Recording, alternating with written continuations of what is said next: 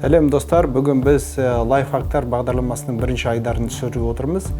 Лайфхактар бағдарламасы арнайы проблемаларды шешуге арналған арнайы лайфхактар жөнінде болады. Әр түрлі біздің өмір өте келе әр адам әр түрлі проблемалармен кездеседі.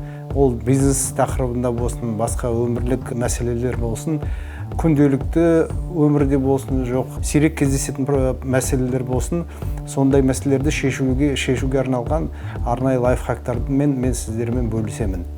Ал енді бүгінгі талқылайтын мәселеміз, ол лайфхакымыз, ол алшақта, алыс жерде орналасқан нысандарды басқару тәсілі.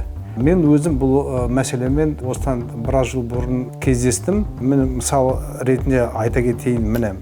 Мысалы айталық, мынау алыста, қашықта орналасқан нысан дейік. Міне, объект дейміз орысшасы. Бұл завод болуы мүмкін, не бір шаруашылық болуы мүмкін, әсіресе ауылды жерлерде не мал шаруашылығымен айналысатын бизнесмендер болса, осы нысан, мысалы, өзіңіз қалада тұрсаңыз, не Алматыда тұрсаңыз, сізде де осындай мәселе болуы мүмкін. Міне, мынау алыста тұрған нысан, мынау адам, соның басында тұрған, сол нысанмен айналысатын адам. Мынау сіз дейік, мынау Алматыда тұрып жатырсыз, міне сіз мындасыз, міне. Енді мен осы мынау Балқашта орналасқан нысан туралы айтып отырмын. Мысал ретінде осы нысанды басқару кезінде мен көрген проблемаларын туралы және оны қалай шешкені туралы айтқым келеді бүгін. Мысалы, мен бұрын осында Балқашқа келетінмін.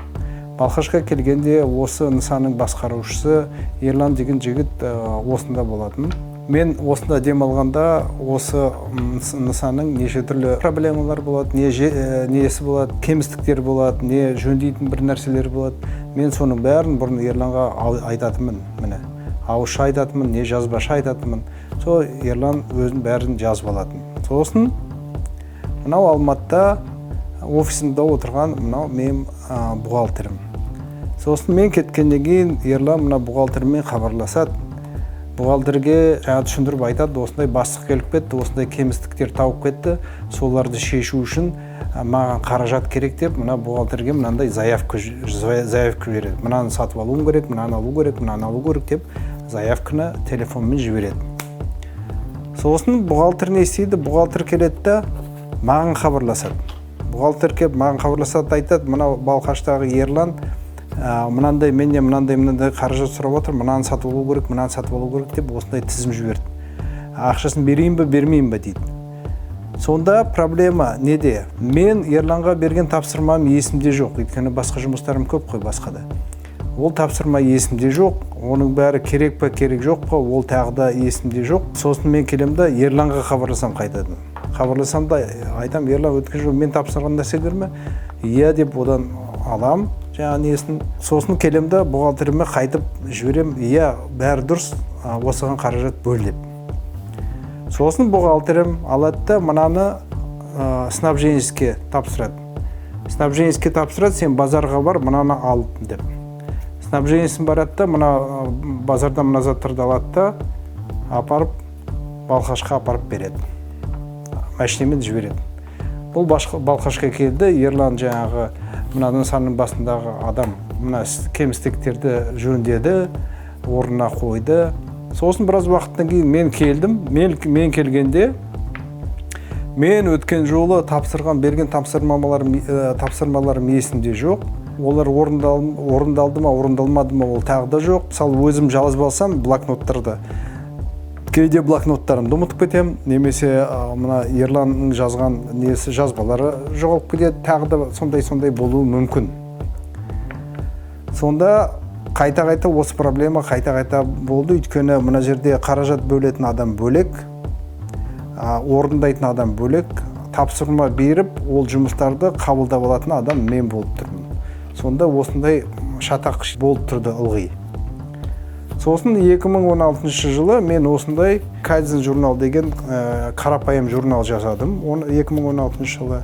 Сол жерде, осы журналдың ішінде, мына жерде 1-2-3 деп жазылып тұр жаңа несі, нөмірі. Мына жерде тапқан кемістіктер, мына жерде қай нысан, мысалы Монша, не қонақ үй, не осы иенің үйі, мына жерде объектінің нысанның аты, мына жерде орындайтын адамның қолы. Кім бұны жөндеді, не кім орындады, соның қолы. Мына жерде сосын мен келгенде мен қабылдап алдым деген менің қолым. Сонда мысалы мына жерде жазыпты, станцияны гараждың артына апару.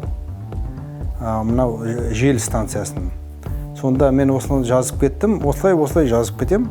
Сосын келесі келгенде, ал мысалы мына жағынан көруге болады, мысалы келесі келгенде, мысалы міне мен айталық, мына 19 мамырда 18 жылы, мамырдың 19-ында 18 жылы мен жазып кеттім, мына тапсырмалардың бәрі беріп кеттім. Міне баня, хоздом дейді міне ар жерде. Міне мынандай Ерлан орындадым деп мына нелердің қолын қойып кетті. Оның ішінен мен екеуін ғана қабылдадым. Мына екі жұмыс қабылданды, мына жұмыстар қабылданған жоқ әлі. Бұның дәптердің бір жақсы жері, мысалы мен осындай тапсырма бердім бе, Ерлан келеді, бұны суретке түсіріп алады. Суретке түсіріп алады да WhatsApp-пен сонда жаңа мына мен финансистіме, бухгалтеріме жібереді. Бухгалтер мына мен өзімнің қолыммен жазған бәрін көрді, мен қол қойғанымды көрді, мысалы мына датасын бәрін міне. Ол автоматикалық түрде мына өзі заявка ретінде осыған ақша бөледі, жаңағы снабженецке тапсырма береді, ақшасын бөледі. Снабженец сатып алады да, тура осы жұмыстарды орындауға арналған заттарды Ерланға Балқашқа жібереді. Сосын Ерлан бұны орындағанда мен келгенде біріншіден осы дәптерді сұраймын одан. Ол осы дәптермен келеді, осы дәптермен келгеннен кейін мен әрқайсысы мынау тапсырманың бәрін аралап өзім жаяу аралап өтемді, бәрін қарап шығамын. Бәрін қарап шығамын да, сосын өзімді қанағаттандырса, онда қабылдадым деп жұмысты мына қол қойып отырамын. Мына жұмыс қабылданбаған жұмыстардың материалдары мен қаражаты, ол сосын Ерлан не маған тапсыру керек, не мына финансистке отчетін тапсыру керек. Егер мен қабылдадым деп қол қойсам, онда мына заттар списанияға кетеді. Егер мен қабылдамасам, онда бұл заттар списанияға кетпейді, бұл Ерланның мойнында қала береді. Мына жұмысты орындап бітіргенше, мына кемістіктерді жойғанша дейін. Кемістіктерді жойып жұмысты бітіргеннен кейін бұлар бәрі материалдар списанияға кетеді. Сонда Ерланның мойнынан кетеді. Бұл журналдың ең жақсы жері. Бұл мен берген тапсырмаларды өзім блокнотыма жазып алып жүруімнің қажеті жоқ. Бір. Екіншіден мен берген тапсырмаларымның біреуін ешқашан ұмытпаймын. Ол екі. Үшіншіден мына мен жазған тапсырмаларым автоматикалық түрде менің финансизме заявка ретінде жіберіледі.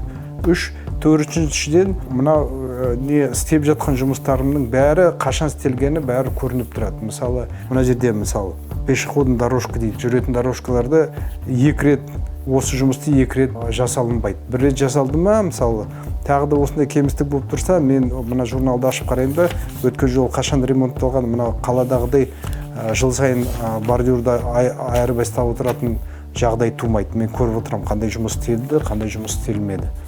Сондықтан осы дәптердің өзі бір керемет қасиеті, өзі қарапайым болса да, көптеген нәрселерді шешіп, көптеген проблемаларды шешеді. Сондықтан осындай кайдзен деген дәптер жасаңыз, өзі қарапайым, бірақ көптеген проблемаларды шешеді, әсіресе мынау алыста, қашықта орналасқан нысандарда. Осымен бүгінгі лайфхак бағдарламамыз аяқталды. Менің Telegram, YouTube, Instagram, Facebook аккаунттарыма жазылыңыздар, комменттеріңізді қойыңыздар, лайктарыңызды басыңыздар. Кездескенше сау саламат болайық.